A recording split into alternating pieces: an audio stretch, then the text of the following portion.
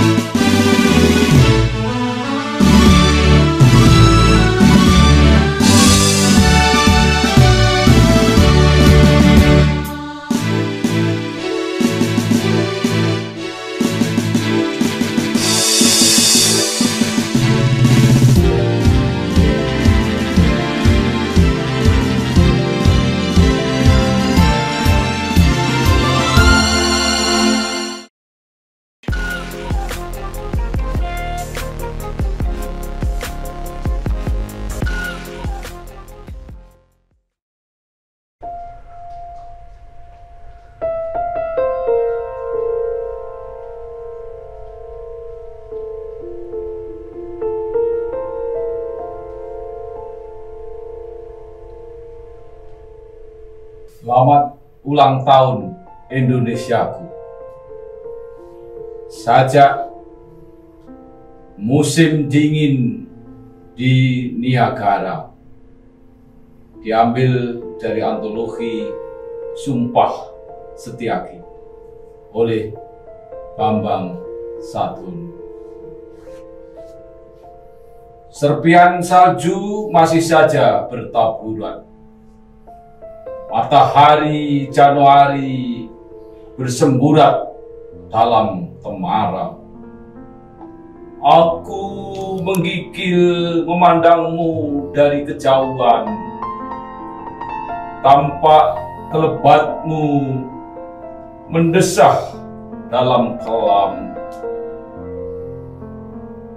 Kembalinya mimpi dongeng masa kanak-kanak.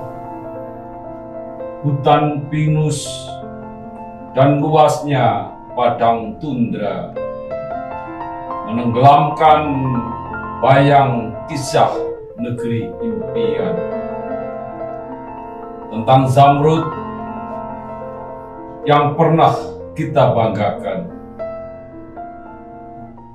Dari sini saya melihat berton-ton gandum dikirim dengan alamat anak-anak dan masa depan Indonesia.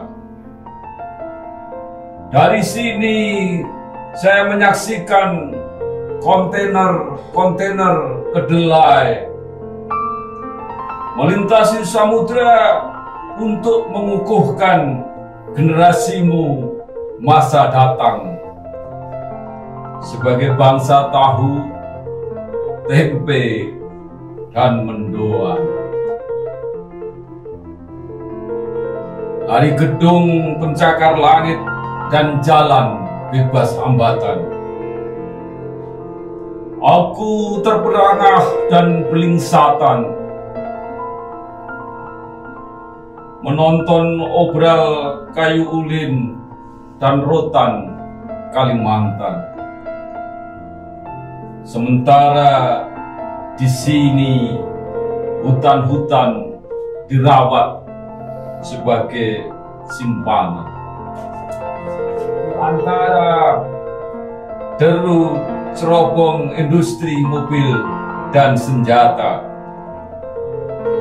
para koboi bermain pistol sambil menggiring ternaknya. Di hamparan kebun-kebun apel merah tersembunyi cadangan gas dan minyak mentah. Dari tebing jeram indah setengah beku ini, bukan hanya dikirim apel dan ayam goreng, tetapi juga sejuta muslihat sihir puji-pujian. Banggalah sebagai agen demokrasi negara berkembang. Kau pun terlena dalam dendang sayang-sayang. Bukalah pintu hatimu, pintu rumahmu. Akan datang para diplomat, merangkap duta dagang, sekaligus mesin perang.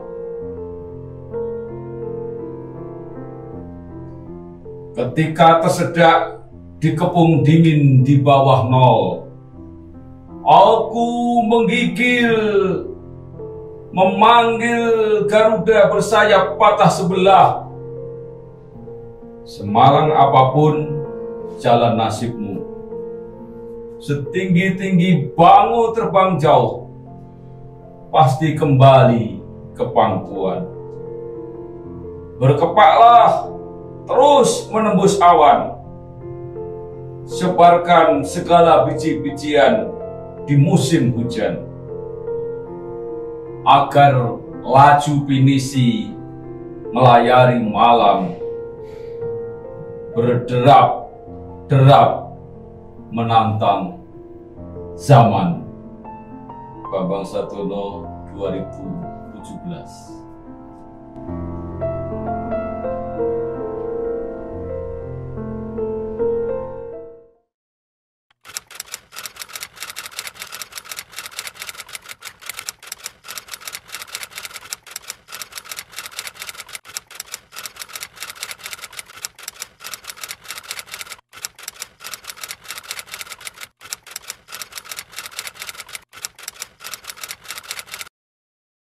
Sekali ya kita bangga punya tokoh sekaliber Bung Karno, dan tentu banyak lagi tokoh-tokoh sezaman atau yang lebih senior dari almarhum, dari beliau, yang itu deretan nama-nama tokoh bangsa kita yang sudah dikukuhkan jadi pahlawan nasional itu banyak sekali, dengan segala jasa dan kontribusinya masing-masing gitu ya. Tapi secara khusus, kalau kita hanya menyebut mantan-mantan presiden, maka tentu yang nomor satu, presiden pertama kita ialah Bung Karno.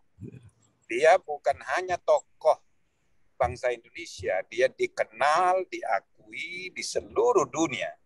Di zamannya tidak banyak tokoh seperti dia, maka dia dielu-elukan dalam gerakan dunia yang sedang tumbuh berkembang untuk tuntutan dekolonisasi di mana-mana. Jadi beliau hero-nya bukan hanya di Indonesia.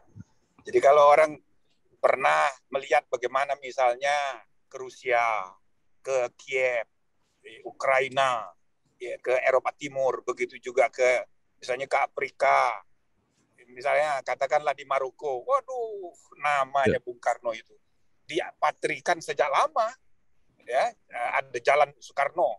Karena itu sebagai balasannya kita bikin Jalan Casablanca di Jakarta. Jadi semua negara yang mengalami dekolonisasi pada pertengahan abad 20 mengelu-elukan Bung Karno sebagai tokoh kemerdekaan untuk kemanusiaan, bukan cuma bangsa. Jadi memang dia tokoh kebanggaan kita, tokoh besar kita, dan wajarlah kita mengenangnya terus-menerus, meneruskan impiannya belum selesai. Ya, tidak usah kita bicarakan kekurangan. Semua manusia punya kekurangan. Tapi yang kita bicarakan, yang kita teruskan, yang baik-baik dan yang belum selesai dari impian beliau. Ya. Saya kira begitu. Dan itu juga berlaku bagi presiden kedua, ketiga, keempat, kelima, dan seterusnya.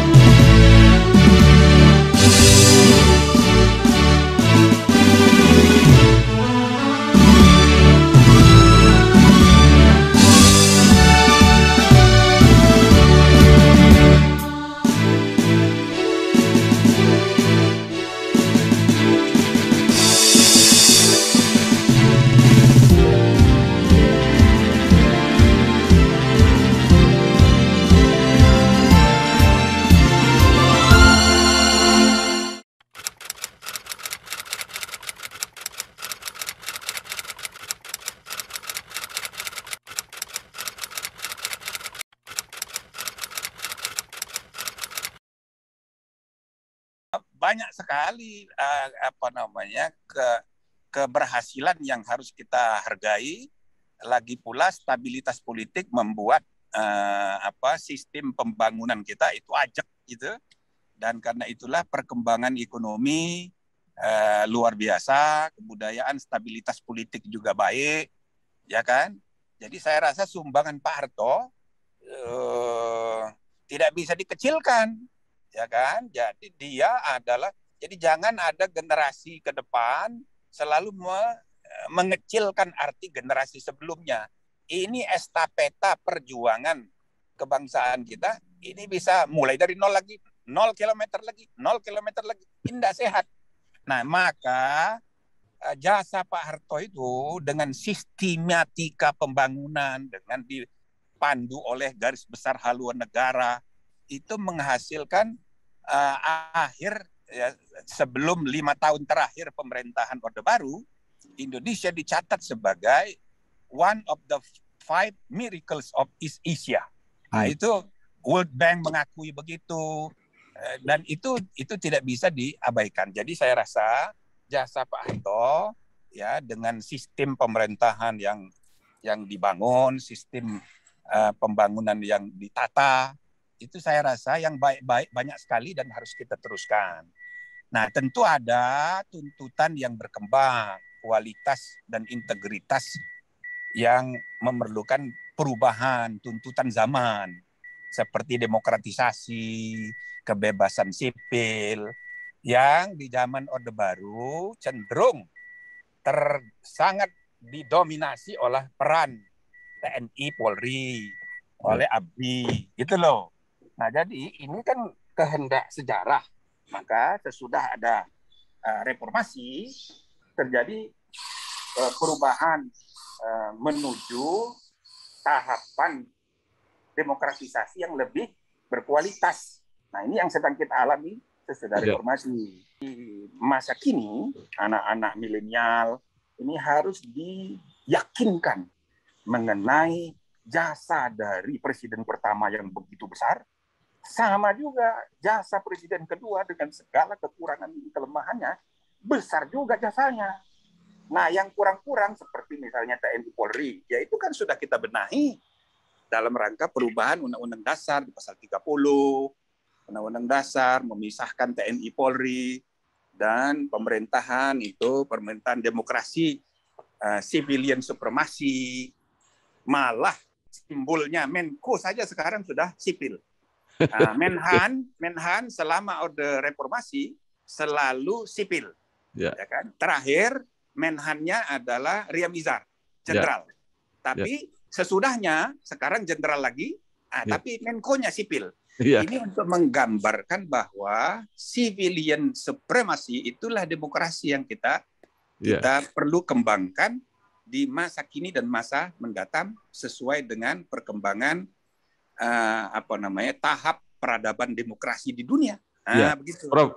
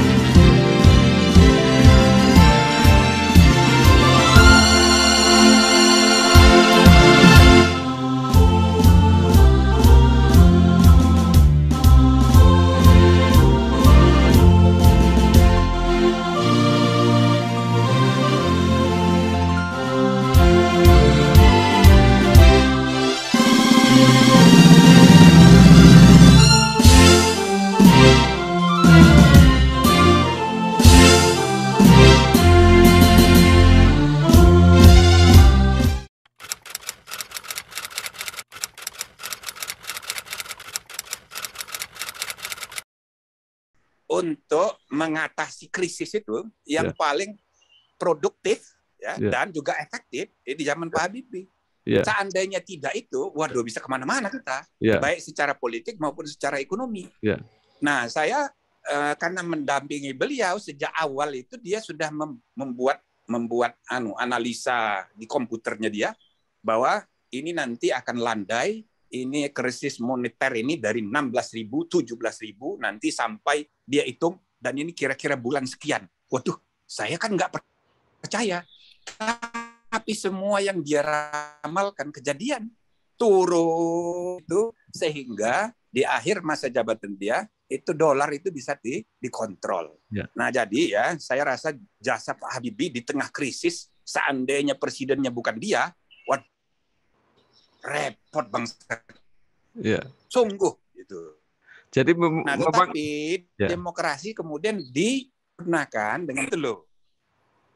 Simbol dari minority right, tetapi prosedur demokrasi itu disempurnakan lagi dengan Megawati naik.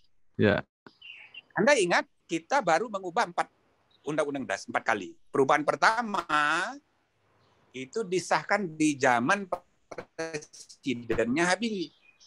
Itu. Dan saya ketua tim sebelum itu, ketua tim panel ahli di Seknek, merancang ide mengenai perubahan konstitusi dan sistem pemilihan presiden sudah diterbitkan. Nah, itu saya dengan Bagirmanan, Ismail, tokoh-tokoh semua, termasuk Buyung Nasution, saya yang pimpin itu. Nah, kita merancang ide perubahan konstitusi untuk jadi bahan masuk semua partai. Anda bisa tanya itu sama Pak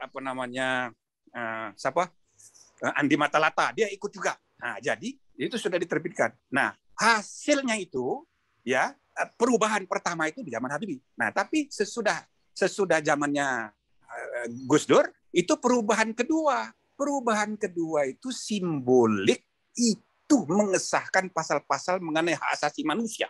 Perubahan kedua itu.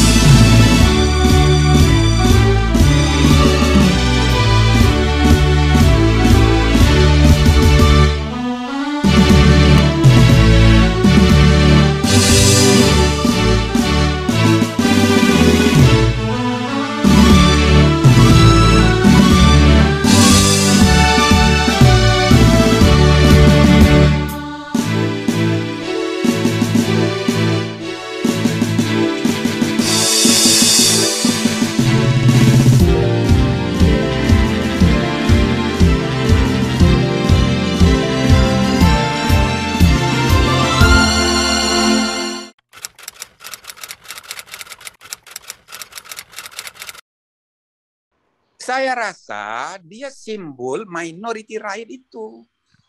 Dan bukan hanya di ide, tapi dia jadi sepanjang hidupnya itu dia ngomongin soal kepentingan melindungi kelompok minoritas semua. Nah, karena dia tokoh agama, maka tentu masyarakat agamis, ya kan, masyarakat lintas agama, paling senang sama dia. Nah, malah di masa dia, ya kan, dia beberapa kali, karena saya juga pernah dulu berkantor sesama dia, ya kan. Nah, jadi dia itu jadi sangat pahlawan di mata misalnya oleh orang Konghucu, ya kan, yang dulunya tidak diakui, oleh dia diakui, dan malah dia dianggap sebagai pahlawan betul bagi mereka itu. Nah, itu kan. Nah, bahkan untuk meneruskannya sampai sekarang ini, saya diangkat di Konghucu itu sebagai ketua kehormatan. Karena saya ikut membantu juga mereka dikukuhkan kembali sesuai dengan ketentuan undang-undang darurat yang disebut adanya agama Konghucu, ya kan? Nah, jadi saya rasa jasa Gus Dur itu dalam memastikan perlindungan terhadap golongan minoritas apa saja, bukan cuma agama, ya, minoritas kebudayaan, minoritas politik, gitu, dengan caranya masing-masing, agak koboi gitu, tapi dengan caranya. Saya rasa itu jasa, dan lebih dari sekedar jasa, itu membuat demokrasi kita sungguh-sungguh substansial. Yeah. Jadi Habibie itu masih prosedural juga, karena belum tuntas itu, walaupun ya bukan hanya Gus Dur ya, jadi Pak Habibie juga minority rights itu menjadi concern luar biasa. Ya, misalnya ICMI di zamannya dia itu mengadakan, kebetulan saya yang koordinatornya, cendekiawan lintas agama, untuk meyakinkan pentingnya dialog lintas agama, kerukunan hidup berbangsa, dan minority rights tidak boleh diabaikan. Jadi gabungan Habibie dan Gus Dur itu, ya itu betul-betul menjadi satu kesatuan sistem demokratik building, gitu ya. Walaupun itu dimulai oleh Pak Habibie, karena ide-ide dia, termasuk ide mengenai pemilihan presiden langsung itu dia yang langsung semangat itu. Kami kan harus mendiskusikan, merumuskan momentum.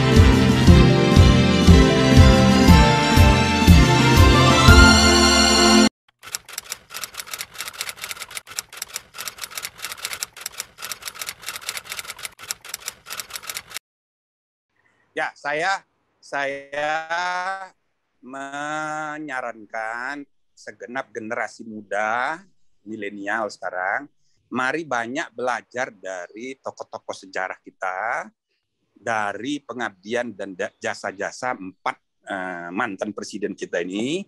Kita tidak boleh ya melupakan masih banyak ide-ide, impian ya yang perlu kita luruskan dari praktek yang ada sekarang. Kalau kita melihat kembali impian-impian yang belum selesai dari keempat tokoh ini, gitu loh. Nah, bahkan ada hal-hal yang sebetulnya masih relevan sampai sekarang. Contoh misalnya ide tentang gotong royong. Ya. Itu ya jangan dikaitkan dengan usaha untuk mereduksi makna Pancasila menjadi Ekasila, bukan itu, tapi kalau kita lihat esensi dari ide gotong royong itu menjadi burning issues dewasa ini. Semua ahli di dunia sekarang sudah membahas mengenai ya sakitnya perang, sakitnya pertandingan, dan bahkan sakitnya kompetisi. Maka banyak tulisan-tulisan motivasi mengenai post competition, ya kan? Beyond competition, tapi collaboration. Nah, jadi dunia damai itu membutuhkan kolaborasi kebangsaan, kolaborasi kemanusiaan. Kolaborasi itu bahasa lain dari gotong royong. Iya kan? Ya. Jadi relevansinya luar biasa itu. Nah, maka nilai-nilai yang keempat tokoh bangsa kita ini. Saya kira untuk menyimpulkan ringkasnya begitu, ya rinciannya nanti kita diskusi lebih detail. Masing-masing ini sudah menyumbang banyak sekali. Dan belum selesai sebenarnya. Belum selesai. Nah, tanggung jawab generasi penerus melanjutkan yang baik-baik itu. Yang jelek-jeleknya jangan dong. Jangan diterusin.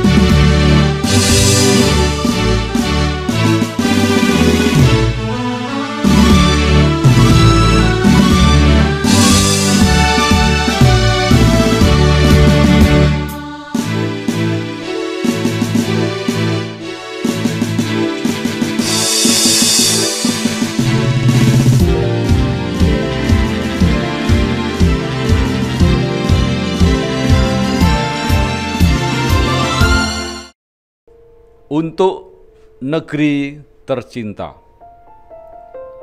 Sajak Bambang Sadono diambilkan dari antologi Sumpah Setiaki. Sajak Kumbakarna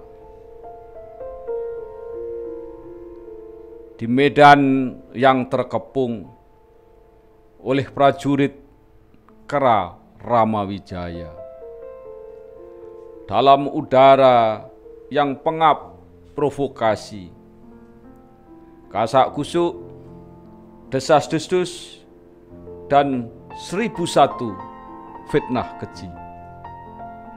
Kumbakarna didaulat para perwiranya. Wahai panglima nan gagah perkasa, berilah kami perintah untuk menyerang. Akan kami terjang pasukan Rama sampai pupus binasa. Karena kami merasa tersudut dan terhina di medan laga. Dengan wajah merah darah, dengan sorot mata saga tembaga, Kumbakarna menyihir para senopati Alengka diraja.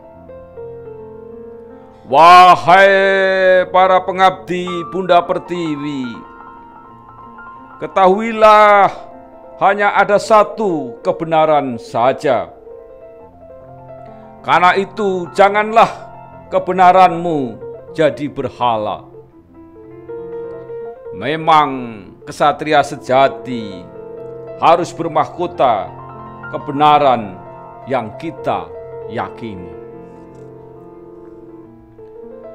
Dengan tangan mengepal kaku, Kumbakarna membakar lantang. Dengarkanlah komando terakhirku.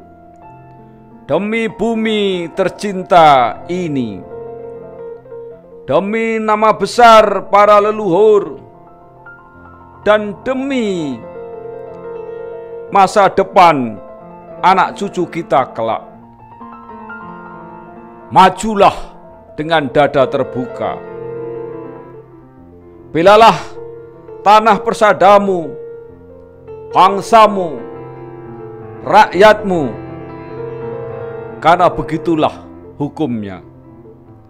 Para senopati akan membasahi kaki Pertiwi dengan darah keikhlasannya. Maka gemuruhlah langit dengan sorak-sorai gemerincing pedang dan suara sorak seorang tamtama muda memompa semangat prajurit yang penuh siaga. Wahai prajurit kebanggaan bangsa, dengarkanlah perintah harian Jenderal Kumba. Medan di depan kita adalah medan jelaga. Hitam dan putih tidak lagi jelas terbaca. Di dalamnya ada banyak kebenaran. Karena itu kita harus sangat waspada. Letakkan nurani di pucuk pedangmu. Pasangkan kerelaan yang tulus pada sangkur keyakinanmu.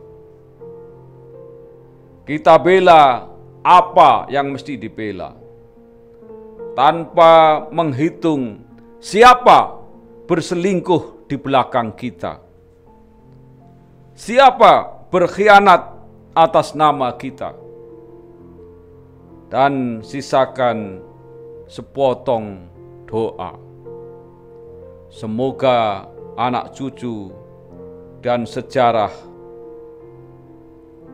akan menghitung siapa sebenarnya kita.